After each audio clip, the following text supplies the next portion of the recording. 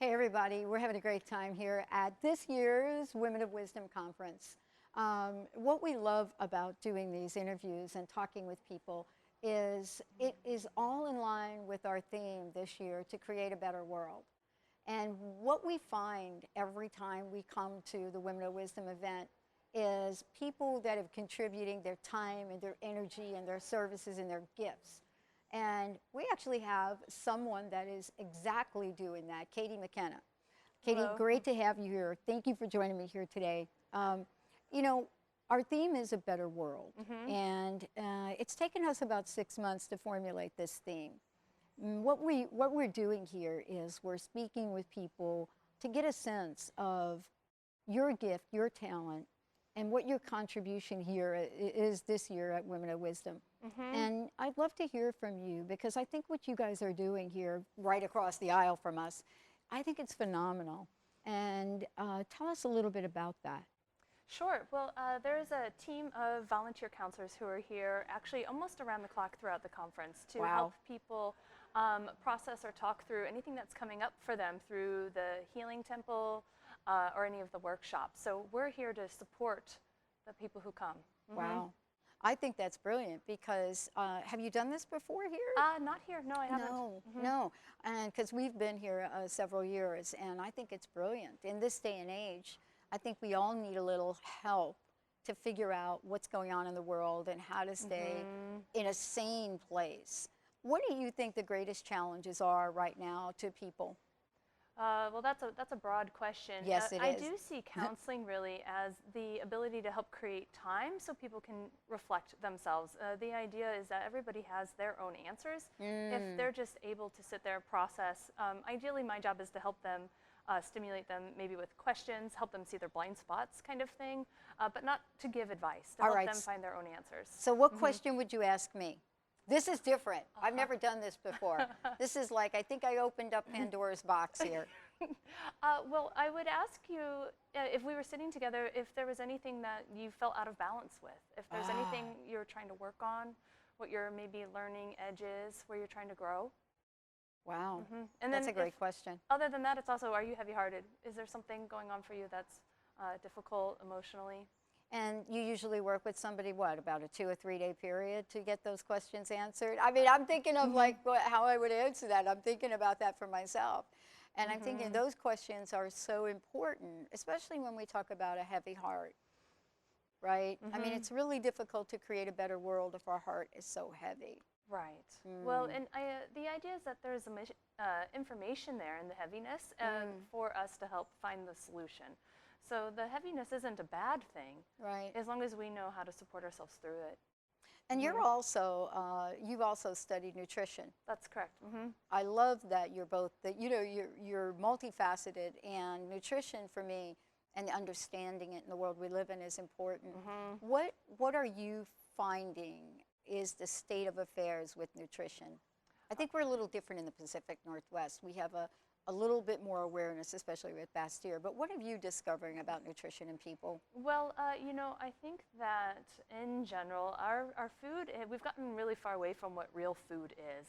A lot of our food comes in packages and boxes, and it's moved away from what's natural. And we are animals, whether we like to think of it or not. Right. We really need real natural food that comes straight from the earth. And so when we're eating a lot of food that's been designed or manipulated, it throws off our chemistry, that can change our mood, that can change our health. So I really try to bring a back to basics, back to real food kind of approach. Yeah.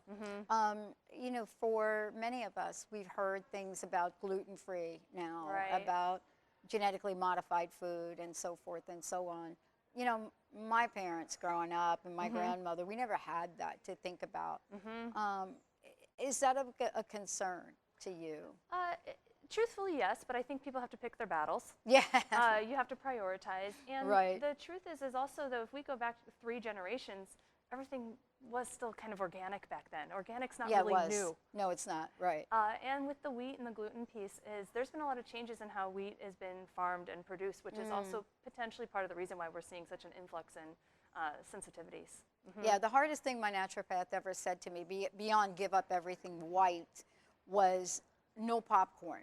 And I know, my My heart's heavy around that, if you really want to know. My heart is heavy around the no popcorn Here's thing. a great example of it. We have a lot of emotional attachment to food. Oh, no kidding, right? Right? I mean, I'm Italian, so giving up bread was like the most foreign thing on the planet, you know, for anybody to think about. I do understand. Exactly. Yeah. I want to ask you, our theme this year is creating a better world, one person at a time. You know, I want to ask you, and what you all are doing here today, what motivated you to be here and be in service of people? Well, you know what? I was actually drawn in by the presenters.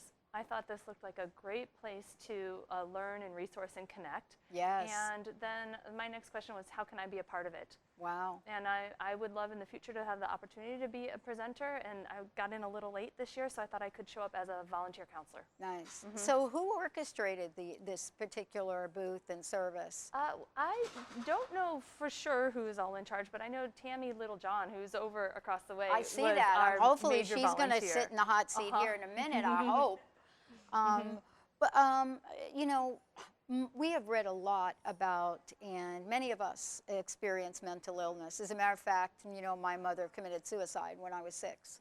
And, you know, it's hard for us to imagine the state of affairs and what's happening in the world and how troubled people are. What do you think is needed for us as a society? Well, if I were going to give a one-word answer, it'd be connection. Oh, I yeah. think it's isolation and the fact that most people really are suffering in silence and alone Oh, and keeping boy. it to themselves. In fact, there's some new research out talking even about addiction, and that really some of the biggest help people can get with addiction is to have more community, more connection.